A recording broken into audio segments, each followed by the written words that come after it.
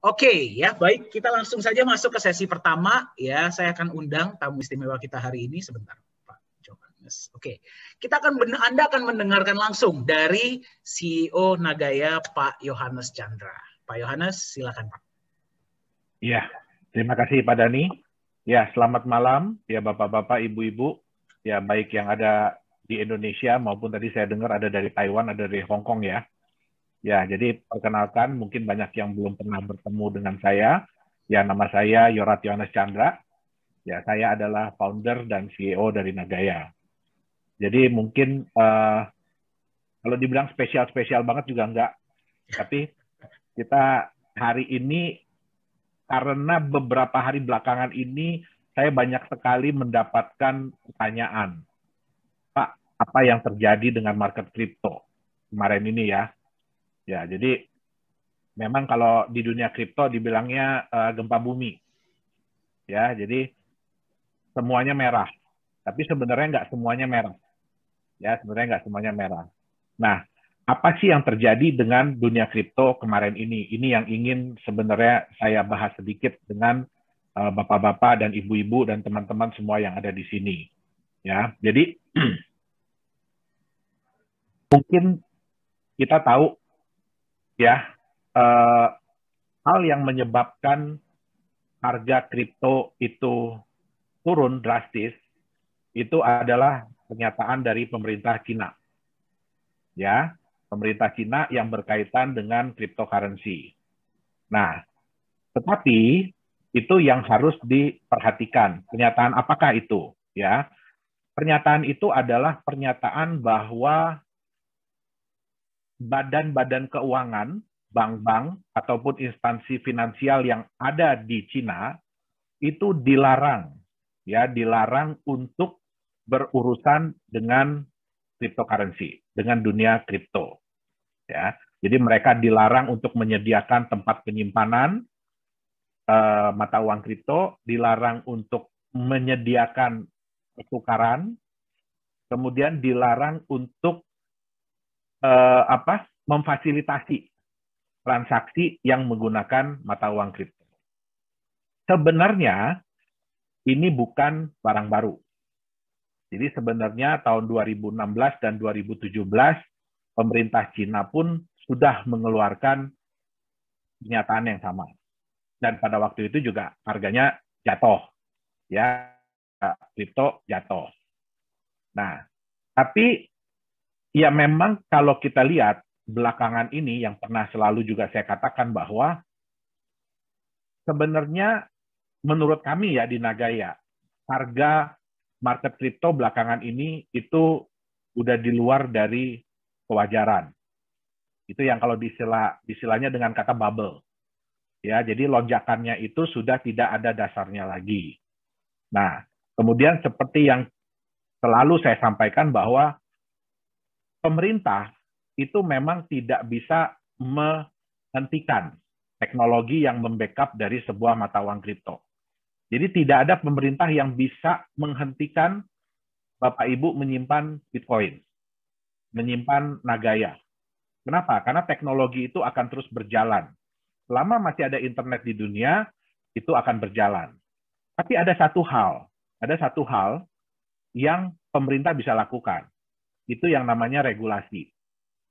Ya, yang namanya peraturan. Nah, kenapa sampai pemerintah Cina mengeluarkan statement yang sama lagi? Jadi seperti mengingatkan. Ya, kenapa? Kalau Bapak Ibu lihat, ya, kalau buat saya pribadi ya, ini sih statement saya pribadi ya. Mungkin banyak yang berpikiran sama seperti saya, ya, bahwa sekarang ini mata uang kripto ini udah nggak ada aturannya lagi, udah nggak jelas mau dibawa kemana.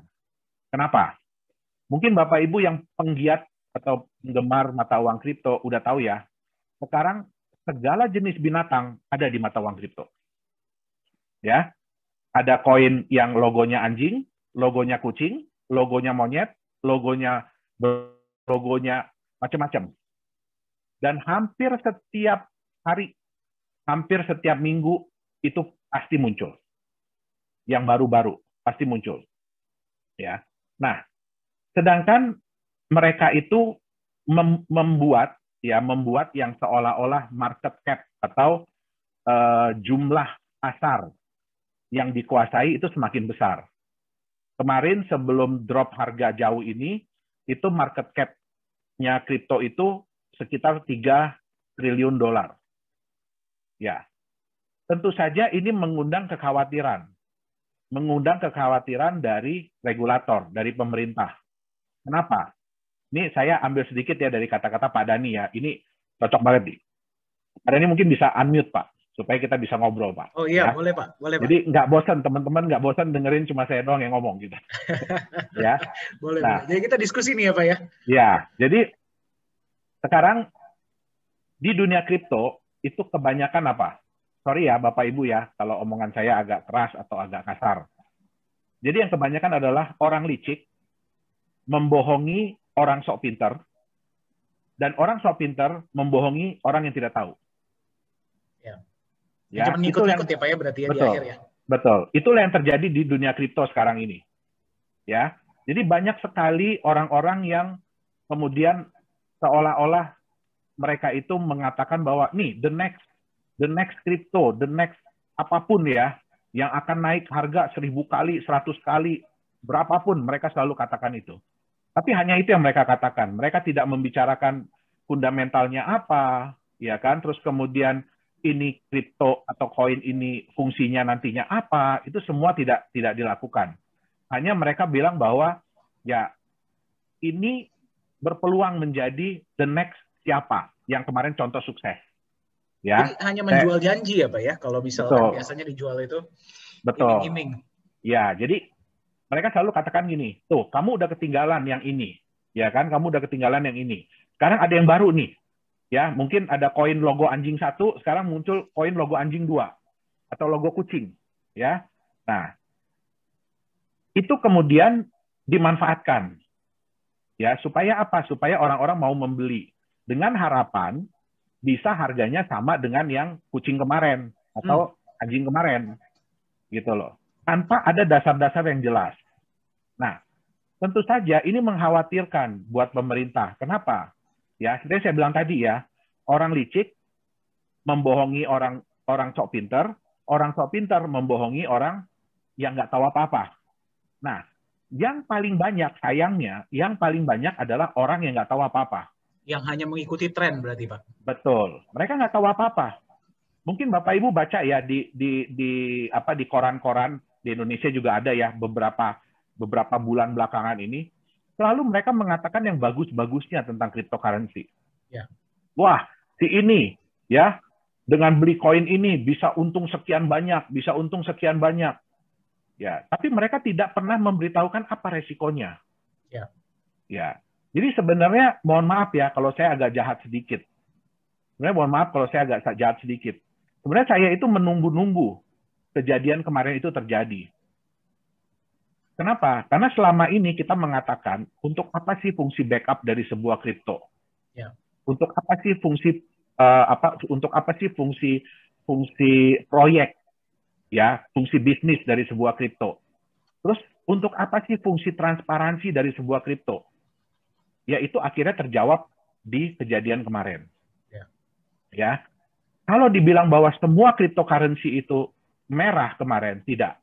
Ya, jadi Bapak Ibu bisa lihat bahwa pada saat merah, yang sebagian besar mungkin 99% itu merah atau turun harganya, itu ada 1% yang hijau. Ya, di antara yang merah-merah tuh ada yang hijau ya Pak ya? Ada yang hijau. Nah, siapa ini yang hijau? Yang hijau ini adalah koin-koin atau kripto-kripto yang memiliki underlying asset atau backup. Baik itu dalam bentuk emas, baik itu dalam bentuk US dollar, baik itu dalam bentuk euro, ya karena sekarang udah mulai banyak ya, bahkan Indonesia pun udah ada token yang di backup oleh Indonesian rupiah. Ya. Nah, jadi ada juga yang hijau, jadi bukan berarti semuanya merah. Nah, oke, kembali lagi tadi, kenapa sampai pemerintah Cina mengeluarkan statement seperti itu? Yang saya bilang tadi, orang yang tidak tahu inilah yang kasihan. Ya, orang yang tidak tahu inilah yang istilahnya akan menanggung akibatnya ya dari ketidakpastian dunia kripto ini. Ya, Ya, mereka mungkin karena mereka gara-gara cuma ini ya Pak ya, mungkin ya gara-gara beberapa dari mereka juga ada yang kehilangan pekerjaan dan apa mereka kan butuh dan diberikanlah harapan quote to quote oleh betul. janji-janji yang nggak masuk akal ini gitu loh Pak. Sorry.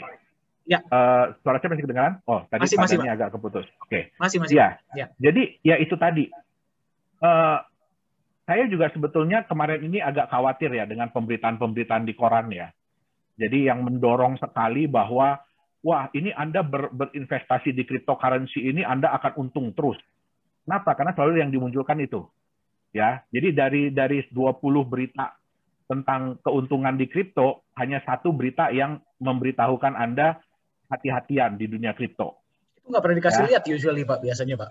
Ada Pak, satu paragraf.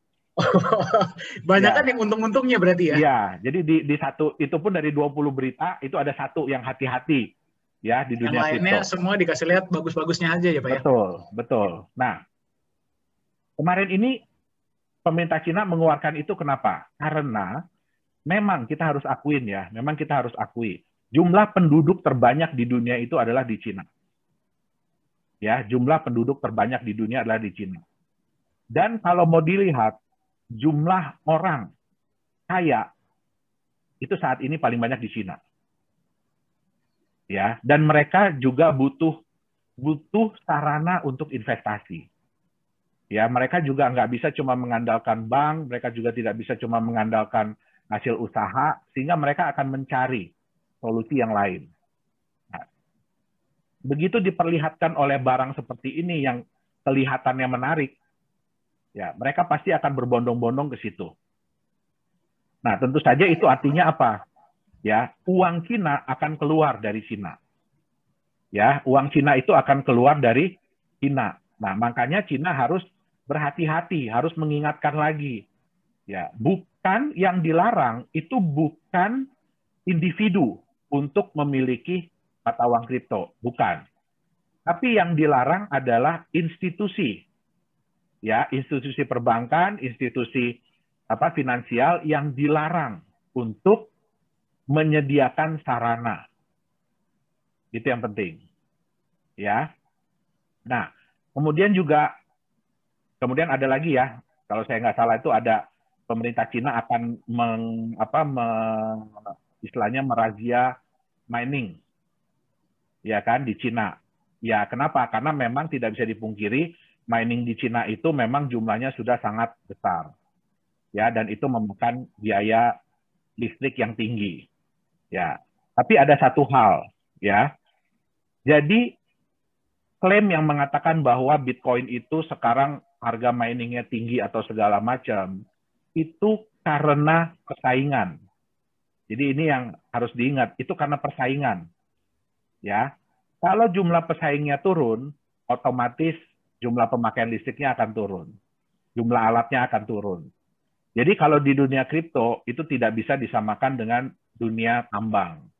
Kalau di dunia kripto, ya kebutuhan atau biaya itu karena persaingan. Ya, biaya itu karena persaingan, bukan biaya itu karena kebutuhan. Oh, jadi kalau misalkan persaingannya turun, ya harga otomatis turun sendiri ya Pak ya? Betul, betul. Oke. Biayanya bikin akan mahal turun. itu biaya kompetisinya, bukan biaya kompetisi. necessity-nya lah istilahnya ya? Bukan karena keharusan. Nah, makanya kemarin juga ada berita ya, itu dari salah satu perusahaan tambang yang besar di dunia, dan kebetulan dia adalah menambang emas. Ya, dia mengatakan bahwa Anda tidak bisa menyamakan Bitcoin seperti emas. Ya, jadi kalau ada klaim yang menyatakan bahwa cryptocurrency ini adalah emas digital, itu salah besar. Ya, jadi kecuali Nagaya ya, kalau Nagaya memang benar ada emasnya. Ya, emasnya emas beneran, Pak ya. Betul, tapi kan banyak klaim kan dari cryptocurrency kan menyatakan bahwa ya kita ini adalah digital gold. Ya, kita sama dengan emas. Kenapa jumlahnya terbatas? Ini yang harus disadari. Ya, yang harus kita ingat, ya. Yang menciptakan cryptocurrency itu adalah manusia. Ya, yang menciptakan cryptocurrency adalah manusia. Yang bisa bikin kripto bukan cuma yang namanya Satoshi Nakamoto. Bukan yang namanya Yohanes Chandra aja. Bukan yang cuma namanya Vitalik Buterin, bukan. Ya, banyak sekali orang-orang yang bisa menciptakan cryptocurrency. Bapak Ibu bisa lihat, hampir di setiap hari itu di CoinMarketCap itu mungkin bertambah berapa puluh cryptocurrency, berapa ratus dalam waktu satu hari. Tambah banyak Itu terus, Pak. betul. Itu yang Padahal kalau terdaftar. dipikir-pikir, Pak, itu setiap hari itu ada aja koin-koin yang memang sudah di-remove, tapi tiap hari tambah banyak ya. Betul, betul. Ya. Nah, sekarang siapa yang membuat emas? Siapa Alam. yang menciptakan emas? Alam. Dan dari SD yang saya tahu ya, dari SD yang namanya bahan mineral itu emas, perak, silver, emas, perak, nikel, ya kan, batu bara, itu dibuatnya oleh alam dan dibuatnya jutaan tahun. Ya. Jadi nggak bisa disamain dengan kita bikin token yang cuma hitungan jam.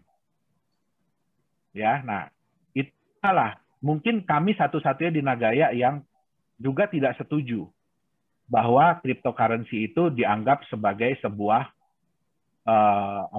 sebuah emas. Ya, tidak bisa.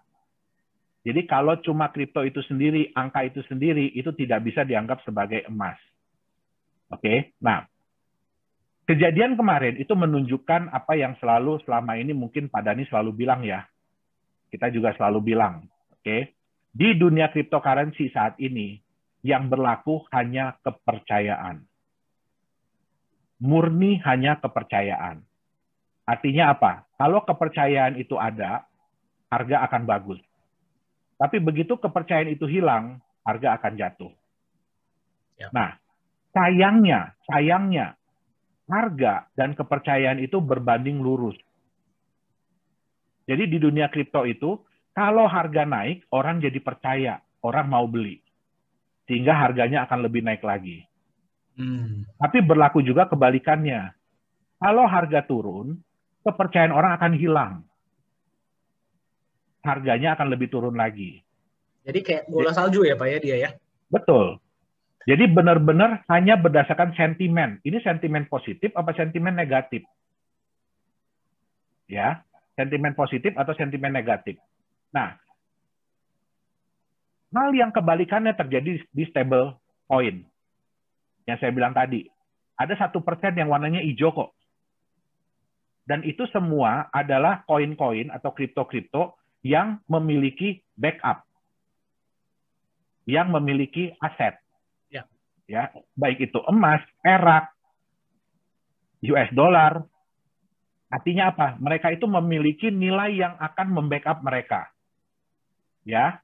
Nah, saya mungkin akan share screen sedikit ya. Jadi itulah kenapa ya Pak ya, kan kebanyakan kalau mother of coin, Bitcoin itu harganya turun, semuanya biasa ngikut turun. Tapi kalau yang punya aset, itu ada faktor ketiganya lah istilahnya ya. Betul. Selain dari sentimen pasar itu sendiri. Yang Betul. dia akan menjaga nilai kalau sampai semuanya jebol, quote to quote. Sebentar Pak Dhani, suaranya hilang.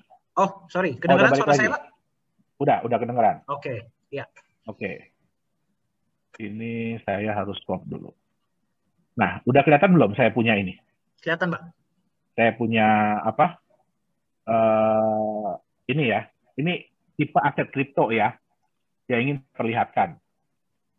Jadi kalau di dunia saat ini, itu sebenarnya ada dua tipe aset kripto. Ya, yang paling kanan itu belum banyak yang kenal. Ya, cuma Bapak Ibu aja yang kenal. Ya, sama beberapa orang Korea, beberapa orang ya Rusia, beberapa itu baru beberapa semua. Ya. Nah, sekarang ini yang ada di dunia aset kripto itu sebenarnya ada dua, yaitu non-stable, artinya mereka itu tidak ada backup apa-apa. Ya, tidak ada underlying value, underlying asset, jadi tidak ada aset yang membackup, dan stable coin. Ya. Nah, kalau kita mau lihat non-stable coin itu memang bisa memberikan profit yang tinggi. Jadi kemungkinan harga naik itu bisa tinggi sekali. Ya, itu sudah terbukti ya. Di market sekarang banyak koin-koin yang seperti itu. Tapi mereka pun punya resiko yang tinggi. Jadi begitu kena sentimen negatif sedikit, ya, mereka akan turun. Artinya resikonya tinggi. Nah, nilai terburuknya berapa dari sebuah non-stable coin? Itu bisa mencapai 0. Jadi benar-benar bisa kehilangan nilainya. Berarti kalau naik tinggi sekali, kalau turunnya Ya, bisa sampai lantai, Pak ya? betul. Betul, ya.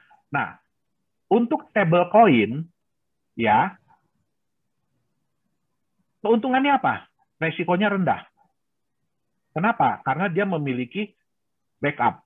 Artinya apa? Nilai terburuk dari stablecoin adalah backupnya itu tadi. Jadi kalau sebuah koin dikatakan bahwa satu koin ini ya bisa satu koin di backup oleh 1 gram emas, ya artinya selama-lamanya nilai koin itu tidak akan lebih rendah daripada nilai emas yang membackup. Ya, itu sewajarnya. Tapi kerugiannya apa ya? Berarti profitnya rendah. Kita tahu dong berapa sih kenaikan harga emas, ya kan? Berapa sih kenaikan harga US dollar? Ya nggak bisa dibandingkan dengan kenaikan harga Bitcoin dan teman-temannya. Betul nggak? Nah, dua aset yang sekarang ada ini, ya itulah yang bisa dijadikan pilihan. Jadi Anda mau ngambil profit tinggi, ya Anda harus siap terima resiko tinggi. Ya, itu namanya non-stable. Tapi kalau Anda mau ambil stable coin yang resikonya rendah, ya berarti kemungkinan Anda untung pun rendah. Lebih kecil. Kenapa? Ya? Karena dia akan mengikuti harganya. Ya. Nah, tapi ini hebatnya dunia kripto. Ya, sorry. Bentar ya. Ini nanti. Wah, itu menarik sekali itu Pak, angka-angkanya Pak. Ya, nanti kita bahas ya. Ya. Pak, by the way, peserta sudah 300 Pak. Oh ya. Ya. Ya, nah, silakan Pak. Sekarang kita bisa lihat ya. Sorry, bukan yang ini.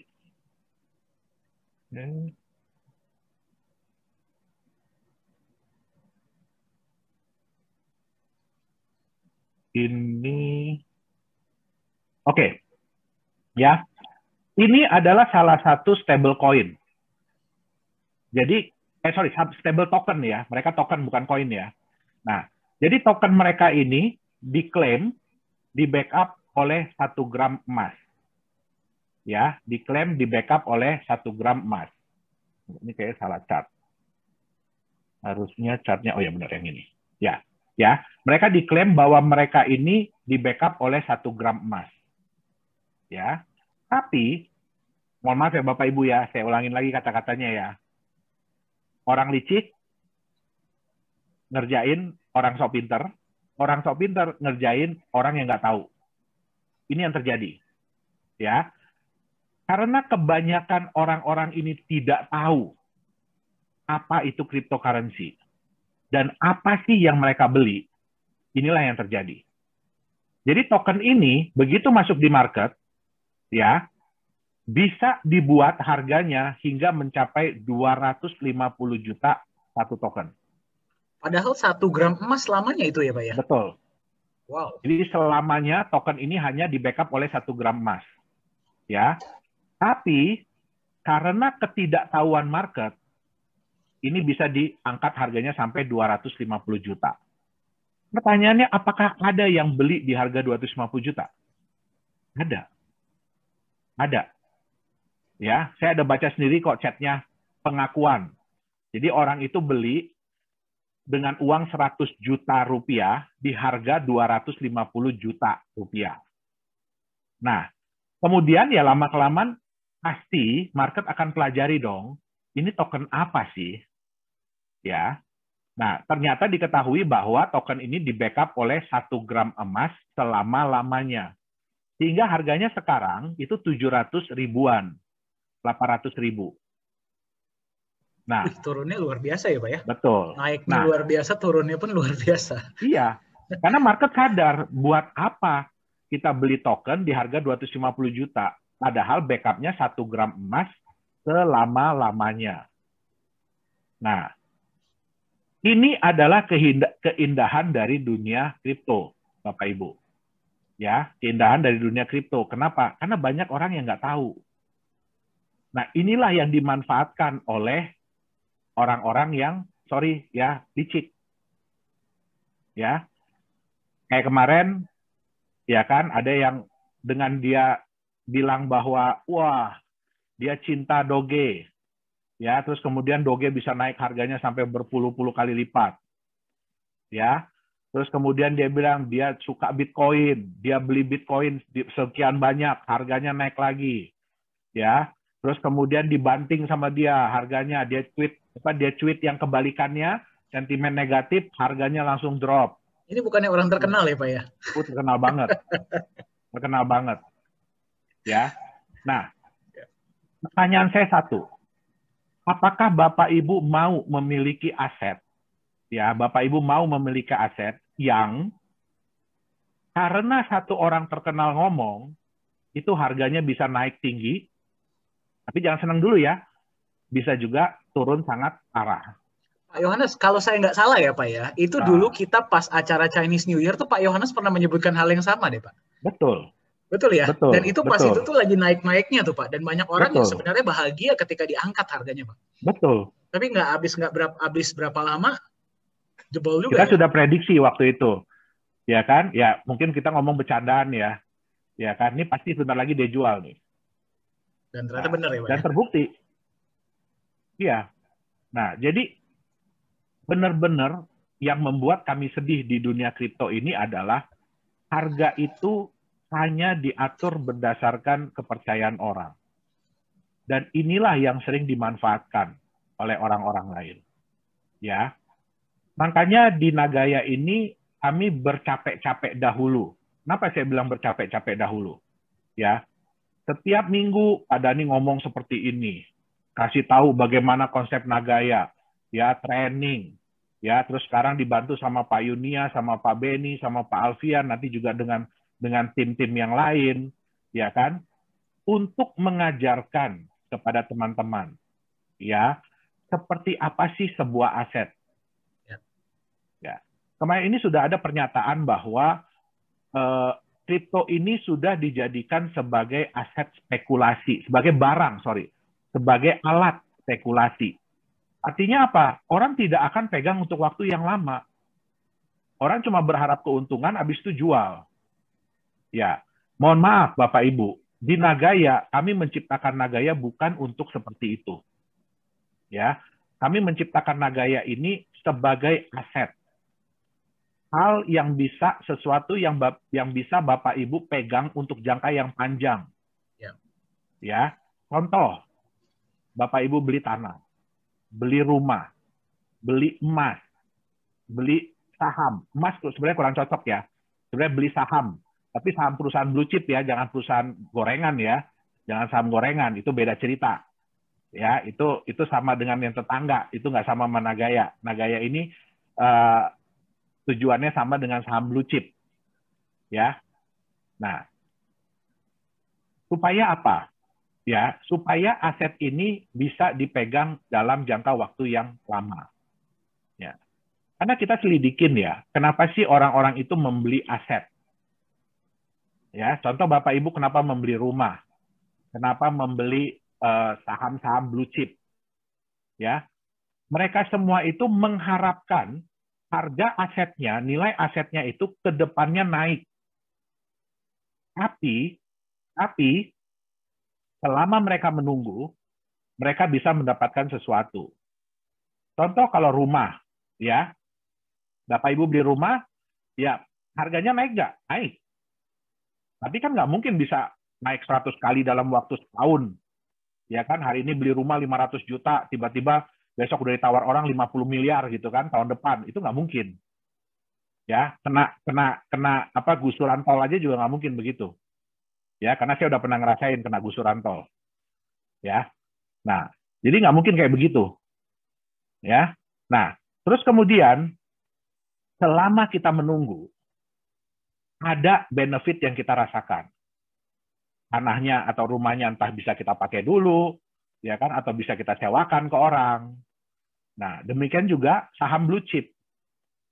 Mereka yang memegang saham blue chip itu biasanya mainnya jangka panjang. Mereka nggak pernah beli sahamnya sekarang, bulan depan jual, itu nggak ada. Ya, mereka bisa pegang 2, 3, 4, 5 tahun. Ya, bahkan saya punya saham yang udah hampir mungkin udah 10 tahun kali ya, udah 10-15 tahun. Gitu loh. Nah, tapi selama kita menunggu harganya naik, ya kita bisa dapat dividen dari saham.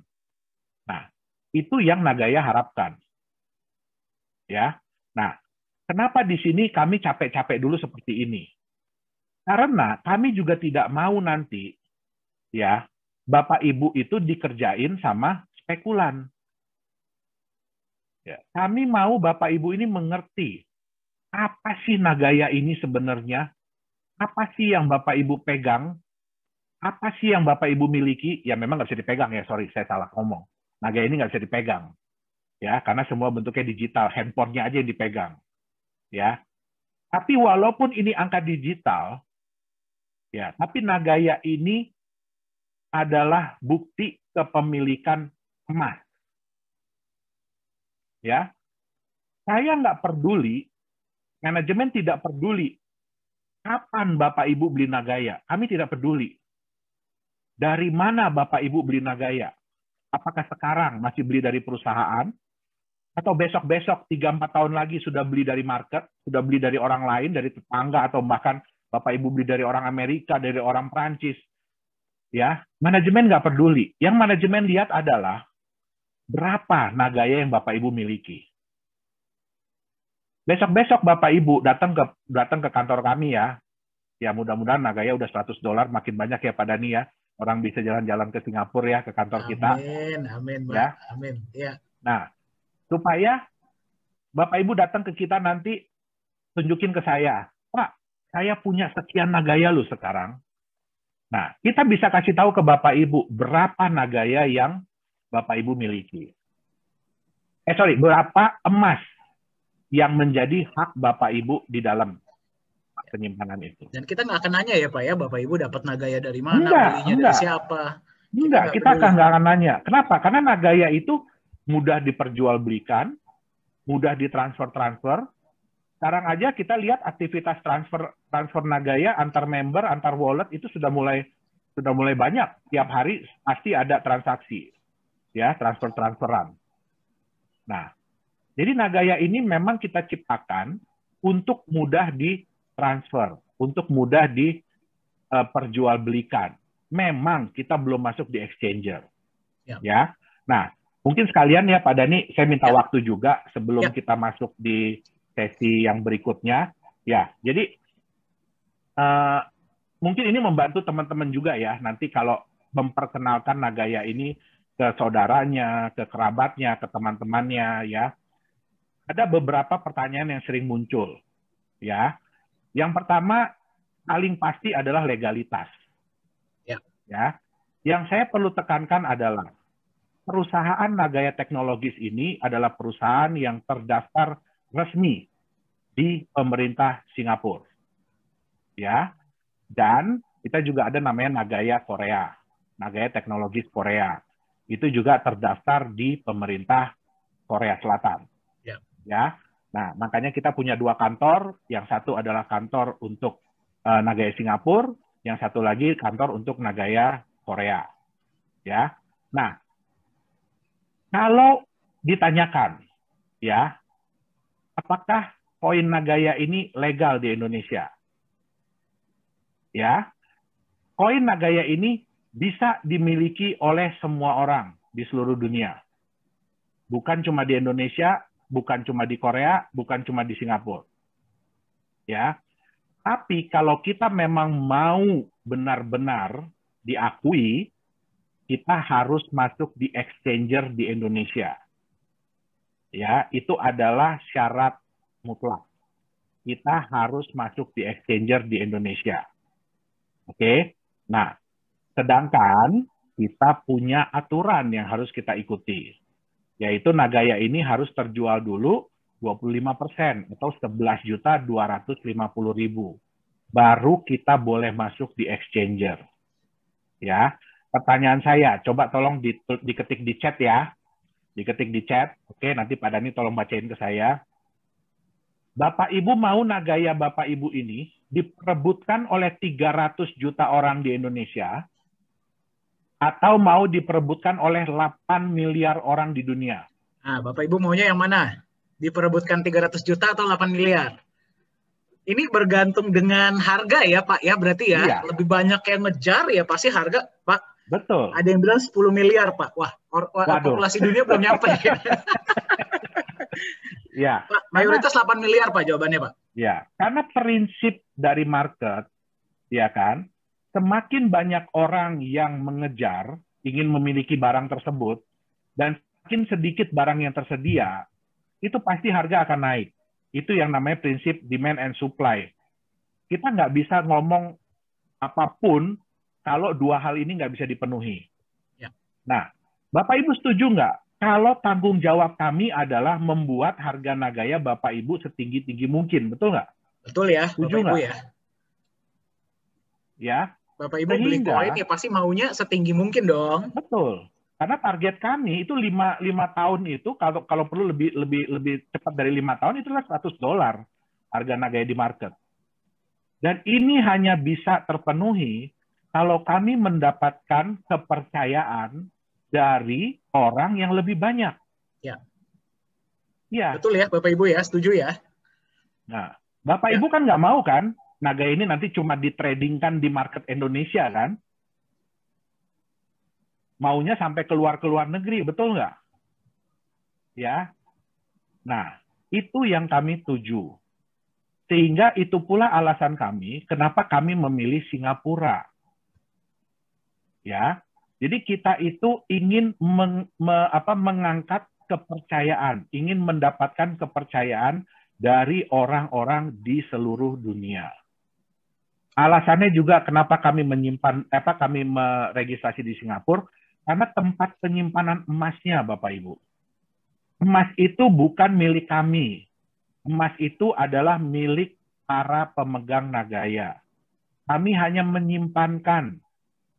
Ya, kami hanya menyimpankan. Ya, kami hanya mengadministrasi. Siapa tahu nanti ada yang mau ngeklaim emasnya, mau ngambil. Silahkan. Ya, syaratnya adalah Nagayanya harus dikembalikan. Ya. Dan ingat, Nagaya itu jumlahnya terbatas. Bertambah tidak bisa, berkurang bisa banget. Ya. Jadi Nagaya apakah bisa lebih dari 50 juta? Nggak bisa. Apakah bisa kurang dari 50 juta? Bisa. Kenapa? Kalau ada yang mengembalikan, emasnya kita serahkan, berarti Nagayanya udah nggak ada backup. Tidak boleh company jual. Itu harus kita trade. Harus kita buang. Ya, dan ingat Bapak Ibu ya, berapapun proyek yang dijalankan oleh Nagaya, memang saat ini baru satu. Berapapun proyek yang dijalankan oleh Nagaya, ya, orang yang berhak mendapatkan benefit dari proyek tersebut adalah orang-orang yang masih memiliki Nagaya. Ya, jadi kalau Nagaya sudah dikembalikan, ya, kalau sesuatu dibagi 50 juta kan hasilnya sekian. Tapi kalau sesuatu ini dibagi dengan 20 juta, hasilnya lebih besar nggak? Ya. Pasti. Oke. Apalagi berkurang ya Pak ya? Ya. Karena target kami adalah 20 tahun ke depan, Nagaya hanya tinggal 10 juta Nagaya. Ya. Nah, terus pertanyaannya, kenapa emasnya disimpan di perusahaan? Kok tempat penyimpanannya atas nama perusahaan? Saat ini tempat penyimpanan itu atas nama perusahaan. Ya. Ada yang bilang gini, ini kan blockchain, harusnya decentralized dong. Tapi emasnya centralized kan? Betul. Kenapa? Bapak Ibu mau nggak kalau besok-besok ngeklaim emas ke Pak Dhani bilang saya nggak tahu di mana. Kan decentralized. Karena decentralized. Saya nggak tahu emasnya di mana. Ya, Bapak Ibu ingat ya, kalau Bapak Ibu, nih, contoh ya, Pak Dhani sering ngasih contoh begini. Dari sekian banyak mobil, ya, yang menentukan bahwa Anda pemilik mobil itu apa? BPKB. BPKB. Ya. Anda nggak bisa ngasih mobilnya doang tanpa ngasih BPKB-nya, betul nggak? Itu namanya bodong. Ya, Anda nggak bisa, apalagi Anda nggak bisa jual BPKB-nya doang, mobilnya Anda pegang sendiri. Nggak bisa. Ya. Yang kedua, sertifikat tanah. Apakah di tanah itu ditulis nama kita? Tidak. Ya, yang menentukan tanah itu punya siapa adalah sertifikat tanahnya. Bisa nggak kita jual tanah tanpa sertifikat? Itu sama, namanya bodong. Ya, bisa nggak kita jual sertifikatnya doang, tapi tanahnya tetap kita pakai? Nggak bisa. Ya, di Nagaya itu adalah bukti kepemilikan emas. Jadi kalau Bapak Ibu jual Nagayanya ke orang, atau kasih Nagayanya ke orang, ya emasnya itu harus pindah. Kalau kita kasih ke Bapak Ibu emasnya, ya kita kasih ke Bapak Ibu emasnya, artinya kalau Bapak Ibu jual Nagayanya, emasnya mesti dipindah. Kalau yang beli masih satu kampung sih nggak apa-apa ya, satu tetangga gitu, satu komplek nggak apa-apa. Satu kampung, satu desa, satu kelurahan masih bisa, kecamatan, satu provinsi pun masih bisa. Tapi kan kita maunya nanti Nagaya Bapak Ibu ini yang minat untuk beli bukan cuma orang Indonesia. Bisa jadi orang Jepang, bisa jadi orang Amerika, ya kan? Nah, bagaimana caranya Bapak Ibu kalau jual Nagayanya, orang Jepangnya minta dikirim emasnya ke mereka? Itu kan nambah masalah baru. Betul nggak? Nah, makanya di sini untuk meningkatkan kepercayaan, ya, Nagaya ini diatur oleh sebuah perusahaan, bukan individu Yohanes Chandra, bukan individu Pak Dani, bukan individu Bu Yuli Yolanda, tapi ini diatur oleh sebuah perusahaan yang terdaftar di pemerintah Singapura. Ya, tempat penyimpanannya pun kami tidak mau diam-diam. Kami kasih tahu di mana tempat penyimpanannya. Ya, ada yang nanti mau iseng-iseng, ya kan, jalan ke Singapura, Pak, saya mau lihat dong emasnya, silahkan. Tapi kasih tahu kita dulu berapa hari sebelumnya. Ya, nggak bisa ya, kucuk-kucuk datang, Pak, saya mau lihat emasnya, gitu kan. Yang ada saya ditembak nanti sama orang the safe house. Gitu. Ya, jadi harus bikin janji dengan mereka. Dan kedepannya kami akan pakai trust. Jadi Nagaya itu emasnya bukan Nagaya teknologis lagi nanti yang ngatur, tapi ada sebuah badan hukum atau biasanya notaris ya. Jadi kayak kuasa hukum, lawyer yang memang diakui oleh pemerintah Singapura untuk ngurusin emas Nagaya. Jadi Bapak Ibu klaimnya bukan ke perusahaan Nagaya lagi, tapi ke mereka. Nah, itu dia. Ya, jadi kita akan menuju ke arah sana. Nah, terus kalau kita bicara ya Bapak Ibu ya, memang kami akui ya, semakin kami berusaha untuk transparan, itu semakin banyak orang yang berusaha untuk, mohon maaf ya kata-kata saya ya, untuk melanjangin Nagaya. Ya, untuk melanjangin Nagaya. Oke, kita paham itu. Tapi yang harus dimengerti adalah, ya, di dunia cryptocurrency, itu yang namanya transparansi itu bukan sesuatu yang keharusan. Ya. Ya. Legalitas pun di dunia cryptocurrency itu bukan suatu keharusan. Kalau kita mau bicara, ya, Bitcoin, adakah legalitasnya perusahaannya? Tidak ada. Founder aja nggak ketahuan siapa ya Pak ya? Ethereum, adakah legalitas perusahaannya? Tidak ada. Doge, tidak ada. Litecoin, tidak ada. Tapi apakah mereka semua bisa masuk di exchanger? Bisa. Apakah mereka diperdagangkan? Diperdagangkan.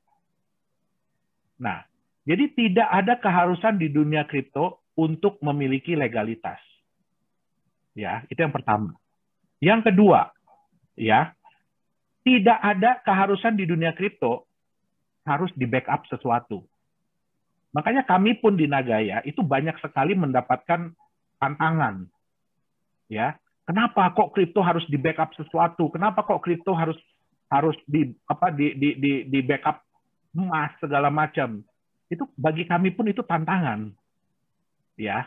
Tapi satu hal, ya, kami tidak mau aset Bapak Ibu ini ya seperti aset-aset kripto yang lain. semudah itu diangkat ke langit, tapi semudah itu pula dibanting ke tanah. Kita jangan samain Bitcoin ya. Kalau Bitcoin itu udah nenek moyang, itu pun nenek moyang Nagaya sebenarnya. Ya, Bitcoin itu nenek moyang Nagaya. Kita jangan nyamain Bitcoin. Ya, kita bandingkan Nagaya dengan koin-koin lain. Ya, yang baru muncul atau yang segala macam, yang baru-baru bermunculan lah. Jangan nyamain sama nenek moyang. Ya, nanti dikutuk kita. Ya, nah, jadi itu yang harus diingat. Ya, tidak ada keharusan, apalagi keharusan untuk menjalankan proyek. Ya. Tidak ada. Di dunia kripto tidak ada. Tidak ada juga keharusan harus ngasih tahu proyeknya apa segala macam, nggak ada. Bapak Ibu silakan. Ada banyak sekali koin di CoinMarketCap. Bapak Ibu bisa pelajari, buka white paper-nya, baca roadmap-nya segala macam. Coba cari proyek apa yang akan mereka jalankan. Ya. Nah, terus apalagi transparansi itu tidak ada. Ya, tidak ada keharusan bahwa perusahaan kripto itu harus transparan. Apalagi di audit. Ya, itu nggak ada. Nah, jadi apa yang Nagaya lakukan di sini adalah kita sangat menjunjung tinggi legalitas dan transparansi ini untuk apa? Satu, yang nggak bisa bohong. Harga di market itu tetap berdasarkan kepercayaan. Bukan cuma kepercayaan orang yang sudah pegang Nagaya, yang sudah punya Nagaya, tapi juga kepercayaan orang-orang yang belum punya Nagaya. Kita harus bisa meningkatkan itu. Supaya apa? Mereka mau untuk membeli Nagaya. Nah, Bapak Ibu nggak usah takut. Ya, Bapak Ibu nggak usah takut.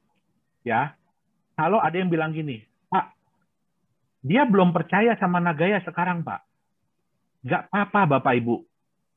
Ya, jangan takut. Nggak apa-apa. Kita masih butuh orang-orang yang tidak percaya dengan Nagaya saat ini. Kenapa? Suatu saat nanti, mereka akan percaya. Dan di saat mereka percaya, mereka akan mulai membeli Nagaya. Pertanyaannya, mereka beli dari mana? Apakah masih bisa beli dari perusahaan? Atau sudah beli dari Bapak Ibu? Pertanyaan yang kedua dan sedikit menyeramkan adalah, di harga berapa mereka akan beli? Ya, jadi Bapak Ibu nggak usah takut. Bitcoin pada waktu mulai keluar, harganya cuma 1 sen, Bapak Ibu. 140 rupiah. Ada nggak orang yang nggak percaya? Ada. Salah satunya lagi ngomong ini nih. Ya, ini salah satunya. Ya, ada nggak yang nggak percaya dengan Bitcoin di harga segitu? Ada. Banyak. Tapi ada nggak yang percaya? Ada. Ada. Pada waktu harga Bitcoin $10, tetap nggak ada yang nggak percaya? Banyak. Ada yang nggak percaya. Ya. Tapi ada nggak yang percaya? Ada. Nah, waktu dia di harga 1 miliar rupiah, ya, 60 ribu dolaran deh. Ada nggak yang nggak percaya? Ada. Ada. Tapi ada nggak yang percaya beli? Ada. Ada. Yang masih nyangkut ya Pak ya, berarti sekarang ya Pak? Iya. Jadi Bapak Ibu nggak usah takut. Ya. Di setiap harga Nagaya, pasti ada orang yang percaya. Dan pasti ada orang yang tidak percaya. Tapi berdasarkan survei saya sendiri ya, banyak yang tidak percaya di harga $1, kemarin mulai beli di harga 148, 136, 161, ada. Ya, tapi kita nggak bisa salahin mereka. Dan mereka juga nggak bisa salahin kita. Ya, tapi satu yang saya perlu sampaikan ke Bapak Ibu, ya, kepercayaan itu sama dengan harga. Ya, nah ini yang saya mau kasih lihat ya. Bentar. Mohon maaf, saya jarang pakai komputer ini, jadi saya agak bingung nih gimana ngerubah-ngerubahnya. Lancar kok Pak sejauh ini Pak. Ya, nah, oke. Ya. Kita ngambil contoh yang paling simpel lah, tanah. Ya, Bapak Ibu mungkin sering ya menemukan orang nawarin tanah masih dalam bentuk hutan. Ya, kebetulan saya tinggal di Serpong, ya Tangerang. Jadi dulu di daerah ini hutan, Bapak Ibu. Kalau hutan yang digambar ini masih bagus loh ya. Ini hutannya terurus. Ini hutan karet ya. Ini terurus. Dulu hutan yang di Serpong ini waktu saya datang, wah hancur berantakan deh. Ya. Dulu kami ditawarin itu 100 juta rupiah per hektar. Wih, tahun berapa itu Pak? Saya lupa deh, saya sekitar umur 5-6 tahun, berarti tahun-tahun 80-an. Wih, 100 ya, juta 100 1 juta, hektar Pak? 1 hektar. Wow. Ya. Pertanyaannya, ada nggak orang yang nggak percaya dan nggak mau beli tanah ini? Banyak Pak. Ada, itu saya juga, orang tua saya juga. Ya, tapi ada nggak yang beli? Ada pasti. Ada, ya. Kemudian daerah itu berkembang menjadi seperti ini. Ya, menjadi seperti ini. Pertanyaan saya, apakah masih bisa dapat di harga 100 juta per hektar? Nggak mungkin. Nggak mungkin. Ya, terus kemudian berkembang lagi seperti ini. Apakah bisa dapat harga? Ya, anggaplah kalau yang gambar kedua udah 500 juta per hektar. Bisa nggak dapat 500 juta per hektar di gambar yang ketiga? Nggak mungkin. Apalagi kalau udah begini ya. Wih.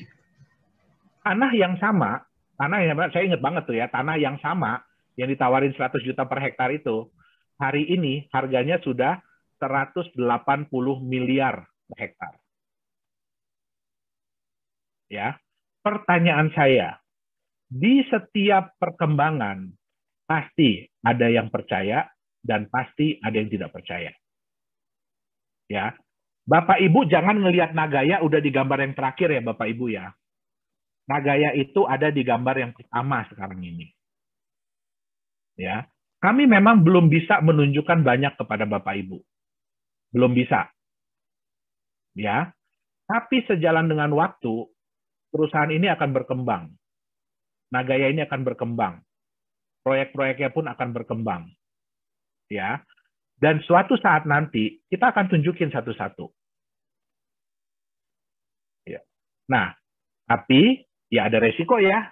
Ini kan artinya semakin kepercayaan itu tinggi, ya harga itu sudah semakin tinggi. Jadi di Nagaya ini pun ya kami tidak bisa, mohon maaf ya Bapak Ibu ya, saya tahu ada beberapa yang berusaha untuk menelanjangi Nagaya. Ya. Tapi kami pun harus punya senjata. Senjatanya untuk apa? Untuk memastikan bahwa harga Nagaya Bapak Ibu itu semakin lama semakin meningkat. Caranya bagaimana? Ya kami akan transparan. Tapi transparan itu pun ada tahapannya. Ya. Jangan samakan kami dengan perusahaan-perusahaan yang udah TBK ya. Ingat, Nagaya ini masih, kalau di gambar ini gambar yang pertama, yang masih utan. Ya. Nah, tapi kita bersama-sama. Ini yang selalu Pak Dhani bilang kan. Ya, Anda punya dua pilihan. Anda mau berpartisipasi dahulu, Anda mau punya Nagaya sekarang, terus sama-sama yuk kita buktikan Nagaya itu bisa $100. Atau Anda mau terbukti dulu Nagayanya $100, baru kemudian Anda mau beli. Kembali pilihan kepada masing-masing orang. Setiap orang punya strategi sendiri-sendiri, ya, punya tingkat kepercayaan sendiri-sendiri. Nah, jadi kami pun tidak bisa memaksakan itu. Jadi Bapak Ibu nggak usah takut, ya. Kalau ada temannya atau apanya masih belum percaya dengan Nagaya, nggak masalah. Percayalah, suatu saat dia akan percaya dengan Nagaya. Nah, berapa harga yang harus dibayar? Ya kan dia yang bayar, bukan kita. Ya kan? Nah, oke. Itu dia. Nah, ini yang saya bilang tadi, ya. Di harga berapapun, ini harga Bitcoin ya, sebelum jatuh lagi. Di harga berapapun, pasti ada orang yang tidak percaya, dan pasti ada orang yang percaya. Tapi, semakin tinggi kepercayaan orang, ya berarti harga akan semakin tinggi. Itu dia. Oke? Nah, wah, saya udah ngomong berapa lama nih Pak Dhani? Hampir sejam, Pak. Waduh, hampir sejam. Oke. Padahal tadi cuma dikasih waktu cuma setengah jam loh sama Pak Dani. Nggak apa-apa, kayaknya teman-teman Ya. responnya ini luar biasa, Pak. Ya. Nah, jadi memang kami pun ya tidak bisa lepas dari dukungan Bapak Ibu ya untuk mengenalkan Nagaya. Bapak Ibu ingat, Bapak Ibu bukan menjual Nagaya, tapi Bapak Ibu memperkenalkan Nagaya kepada teman-temannya. Ya, banyak yang bilang begini, "Ah, saya tuh nggak ngerti blockchain, ya, saya itu nggak ngerti kripto, ya. Terus saya mau cerita apa, Pak?" Ya, Bapak Ibu nggak usah takut, ya. Itu manusia yang orang yang sudah berhasil mengirimkan roket ke bulan dan balik lagi, bikin mobil bagus banget, ya itu aja masih belum ngerti apa itu blockchain, apa itu Bitcoin, ya, atau dia pura-pura nggak ngerti ya Pak Dani ya. Ya. Susah dibedakan, Pak ya. Iya, itu sulit dibedakan memang ya. Nah, oh ya satu ya, Bapak Ibu, sebenarnya ya ini sedikit bocoran ya. Sebenarnya Bitcoin itu dibuat bukan untuk menggantikan bukan sebagai alat pembayaran. Ya. Bitcoin itu sebenarnya adalah sebagai alat tukar, barter.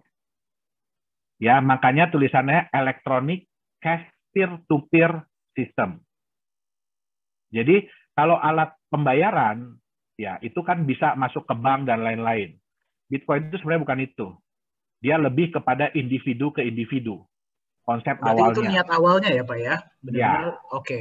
Betul. Jadi ini ya sistem barter yang dipercaya antara orang ke orang. Nah, tapi sejalan dengan waktu berkembang, akhirnya menjadi sistem pembayaran, alat pembayaran, dan sekarang ya mungkin kalau yang namanya Satoshi sedih juga ya, karena jadinya sekarang jadi alat spekulasi. Oke, nah, jadi saya pengen nanya. Oh, ya, jadi Bapak Ibu nggak usah takut. Bapak Ibu cukup menjelaskan kepada teman-temannya, saudara-saudara, alasan kenapa Bapak Ibu membeli Nagaya. Apapun alasan itu, ya cukup bilang itu aja. Sisanya, ajak mereka nonton Zoom. Ya. Kenapa? Tidak mungkin orang-orang itu bisa mengerti, memahami konsep Nagaya ini hanya dalam waktu singkat. Ya, tidak mungkin. Pak Dani aja, ya itu sama saya duduk mungkin 2 bulan lebih. Iya, Pak. Lebih, ya? Pak? Iya. Lebih. Tiap hari ngomonginnya Nagaya, ngomongin satu persatu. Nah, jadi tidak mungkin bisa. Ya, kami pun tidak berharap Bapak Ibu mengerti ya 100% tentang Nagaya ini. Ya, memang saya lihat ada beberapa yang sudah paham konsep Nagaya ini, ya sudah mengerti, sudah ngelotok, ya kan? Tapi ya kita nggak bisa menyamaratakan, ya. Nah makanya ya manfaatkanlah Zoom ini. Ya, Zoom ini juga dibuat ya supaya Bapak Ibu dipermudah. Jadi kalau ada teman-temannya yang ini ya oke, yuk kita nonton Zoom-nya yuk. Ya, Pak Dani yang cerita. Oke, Pak Dani yang menjelaskan. Ya, jadi Bapak Ibu cara yang paling mudah juga apa? Nggak perlu buka toko, Bapak Ibu. Ya, nggak perlu buka Nagaya Center. Ya, nggak perlu modal ruko, nggak perlu modal apa-apa. Modalnya cuma 1 M. 1 mulut. Ya, mungkin sekarang juga udah nggak pakai mulut ya, sekarang pakainya jempol. Ya, kebanyakan. Nah, apa yang dimanfaatkan? Manfaatkan semua channel yang ada. Ya. Siapa yang nggak punya Facebook? Boleh angkat tangan, nanti Pak Dani bisa bikinin Facebooknya. Coba ya. Mungkin boleh di-share nih. Teman-teman siapa di sini yang nggak punya Facebook? Siapa yang nggak punya Facebook? Punya semua, Pak. Sejauh ini sih ya? punya. Saya, nah, Pak, punya. Oke. Siapa punya yang semua. Di Facebooknya nggak ada teman? Nanti saya kasih 10 Nagaya. Ayo, ada di sini yang Facebooknya nggak punya teman? Saya jadi teman pertama deh, kalau gitu nggak apa-apa. Ada yang nggak punya teman di Facebook, walaupun cuma 1? Ada, Pak. Ada semua, Pak. Ada semua ya? Iya, ada semua, Pak. Yang lebih parah lagi, siapa yang di handphonenya nggak punya nomor kontak? Ada di sini? Jadi handphonenya blank, nggak ada nomor siapapun, satu orang pun nggak ada. Ada nggak? Nanti saya kasih 10 Nagaya juga. Ya kalau begitu ngapain punya HP sih ya Pak ya? Nah, jadi manfaatkan semua sarana yang ada ya, apalagi Instagram, sekarang udah ada TikTok, udah ada apa gitu ya. Tapi ingat Bapak Ibu ya, Bapak Ibu hanya menjelaskan kepada mereka alasan kenapa Bapak Ibu membeli Nagaya. Ya, karena itulah yang sebenarnya orang-orang mau dengar. Bukan konsep Nagaya yang, aduh jelimet nanti ini begini, nanti emasnya diginiin, nanti dipakai di mall Korea ini. Sisanya, kalau mereka memang tertarik, silahkan ikut di Zoom meeting kami. Ya, nah jadi mungkin itu yang bisa saya sampaikan ya. Kalau nggak nanti kita bisa sampai jam 9 ini kita ngobrol. Ya, jadi mungkin itu yang bisa saya sampaikan.